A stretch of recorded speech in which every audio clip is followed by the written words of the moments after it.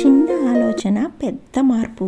ఒక చిన్న పట్టణంలో అర్జున్ అనే యువకుడు ఉండేవాడు. చదువులో సాధారణమే, పెద్దగా కలలు కూడా లేవు. ఏదైనా ఉద్యోగం దొరికితే చాలు అనేవాడు.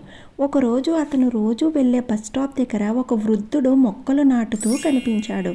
వర్షం లేకపోయినా ఎండలోనే రోజు మొక్కలకు నీళ్లు పోసేవాడు. అర్జున్ అడిగాడు, తాతయ్య, ఎన్ని కష్టాలు పడుతున్నావు, నీకేం లాభం అని. వృద్ధుడు నవ్వుతూ అన్నాడు, నాకు కాదు నాయనా, రేపటి పిల్లలకు నీడ ఉంటుంది కదా, అదే లాభం అన్నారు.